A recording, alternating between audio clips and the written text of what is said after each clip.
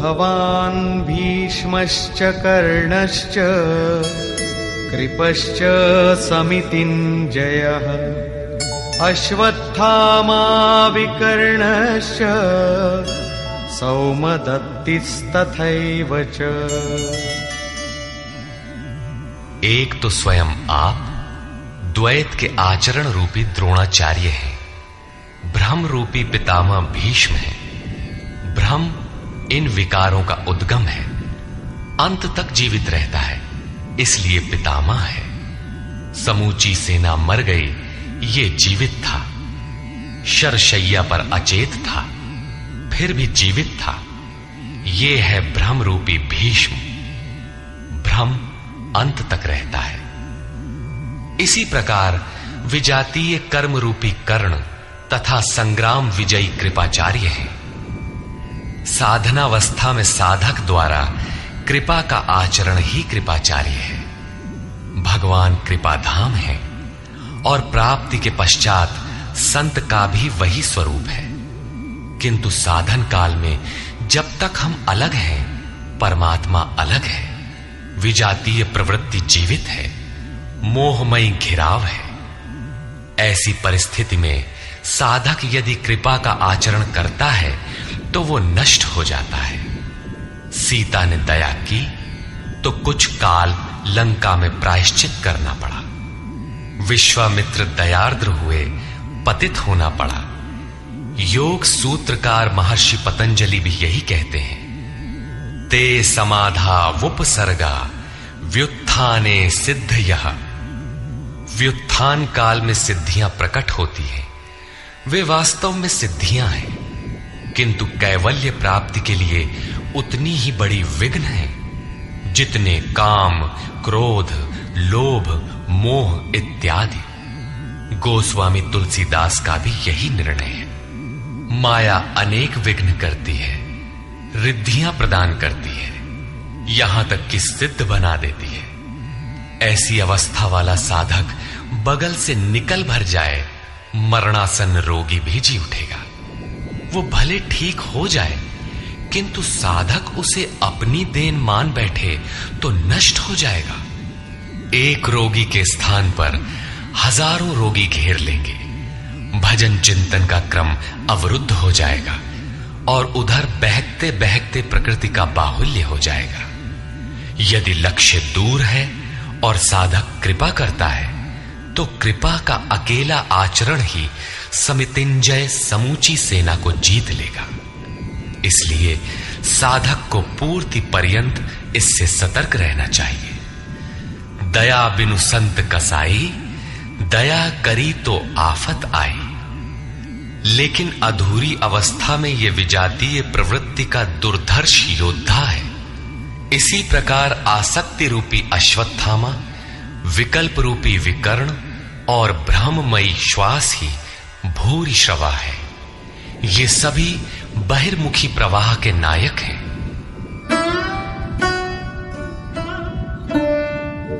अन्ये च बहवः शूराः मदर्थे त्यक्तजीविताः नानाशस्त्रप्रहरणाः सर्वे युद्धविशारदाः।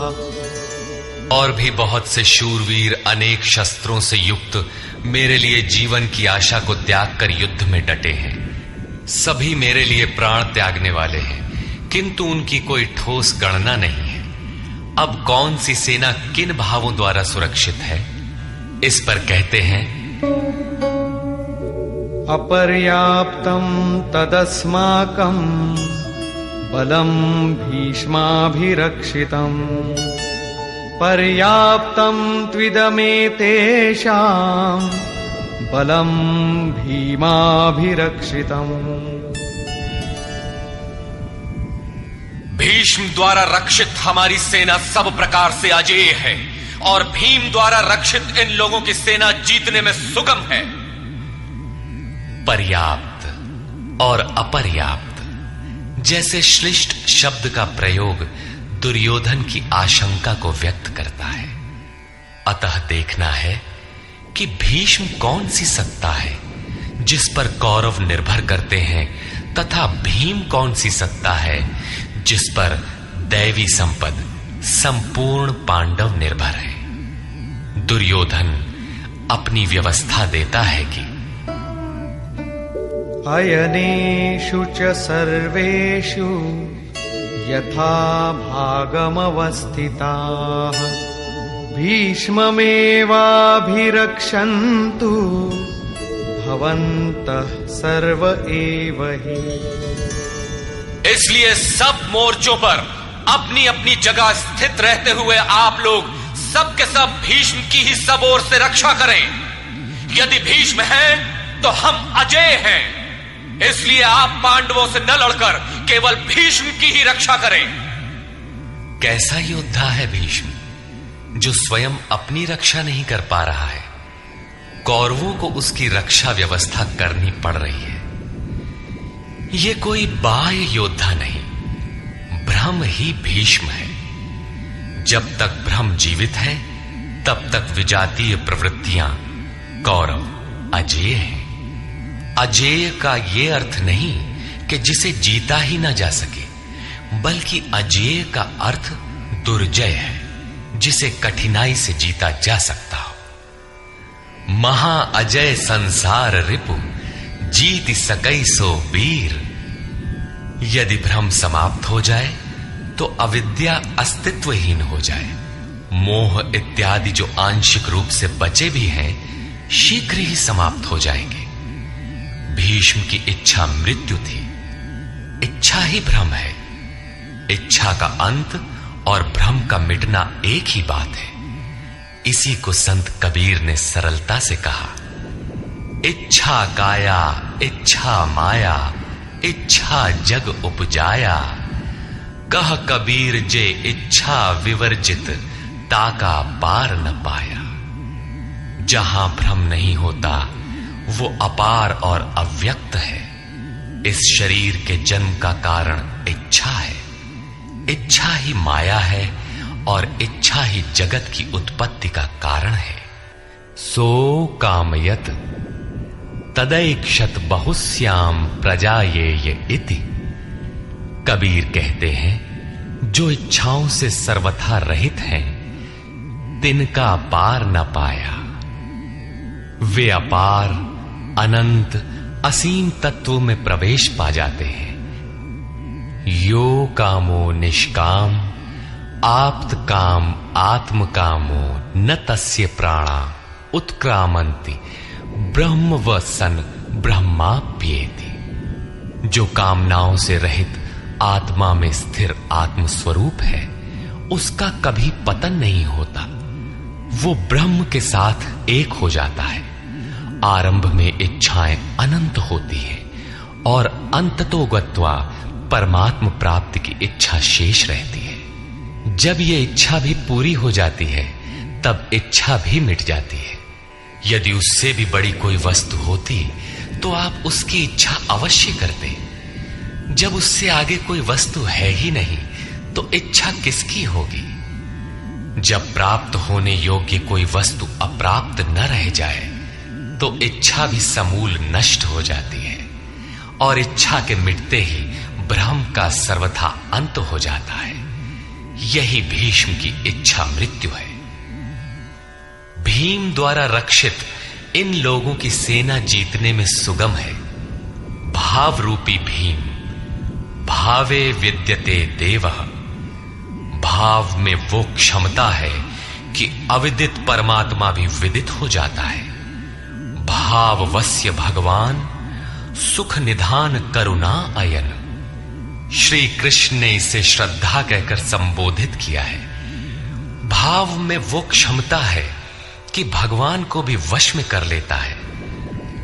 भाव से ही संपूर्ण पुण्यमयी प्रवृत्ति का विकास है।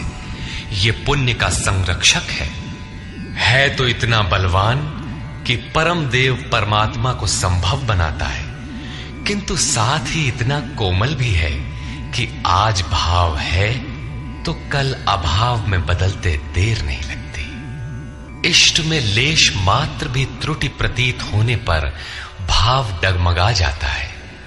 पुण्यमयी प्रवृत्ति विचलित हो उठती है, इष्ट से संबंध टूट जाता है। इसलिए भीम द्वारा रक्षित इन लोगों की सेना जीतने में सुगम है। महर्षि पतंजलि का भी यही निर्णय है। स तु दीर्घकाल नैरंतर्य सत्कारा सेवितो दृढ़ भूमि। दीर्घ काल तक निरंतर श्रद्धा भक्ति पूर्वक किया हुआ साधन ही दृढ़ हो पाता है।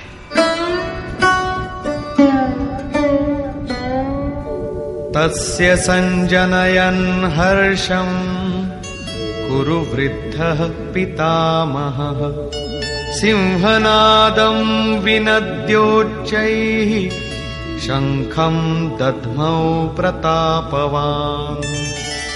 इस प्रकार अपने बलाबल का निर्णय लेकर शंख ध्वनि हुई। शंख ध्वनि पात्रों के पराक्रम की घोषणा है कि जीतने पर कौन सा पात्र आपको क्या देगा। कौरवों में वृद्ध प्रतापवान पितामह भीष्म ने उस दुर्योधन के हृदय में हर्ष उत्पन्न करते हुए उच्च स्वर से सिंहनाद के समान भयप्रद शंख बजाया। सिंह प्रकृति से भयावह पहलू का प्रतीक है। घोर जंगल के नीरव एकांत में शेर की दहाड़ कान में पड़ जाए तो रोंगटे खड़े हो जाएंगे, हृदय कांपने लगेगा। यद्यपि शेर आपसे मीलों दूर है। भय प्रकृति में होता है, परमात्मा में नहीं। वो तो अभय सत्ता है। भ्रम रूपी भीष्म यदि विजयी होता है तो प्रकृति के जिस भयारण्य में आप हैं उससे भी अधिक भय के आवरण में बांध देगा। भय की एक परत और बढ़ जाएगी, भय का आवरण घना हो उठेगा। ये भ्रम इसके अतिरिक्त और कुछ नहीं दे सकेगा। अतः प्रकृति से निवृत्ति ही गंतव्य का मार्ग है। संसार में प्रवृत्ति तो भवाटवी है, घोर अंधकार की छाया है। इसके आगे कौरवों की कोई घोषणा नहीं है। कौरवों की ओर से कई बाजे एक साथ बजे, किंतु कुल मिलाकर वे भी भय ही प्रदान करते हैं, इससे अधिक कुछ नहीं। प्रत्येक विकार कुछ न कुछ भय तो देता ही है। इसलिए उन्होंने भी घोषणा की, ततः शंखाश्च भैर्यश्च प्रणवानक गोमुखाः सहसैवाभ्यहन्यन्त सशब्दस्तु मूलोऽभवत्। तदनंतर अनेक शंख, नगारे, ढोल और नरसिंहादि बाजे एक साथ ही बजे। उनका शब्द भी बड़ा भयंकर हुआ। भय का संचार करने के अतिरिक्त कौरवों की कोई घोषणा नहीं है। बहिर्मुखी विजातीय प्रवृत्ति सफल होने पर मोहमय बंधन और घना कर देती है। अब पुण्यमयी प्रवृत्तियों की ओर से घोषणाएं हुई, जिनमें पहली घोषणा योगेश्वर श्री कृष्ण की है।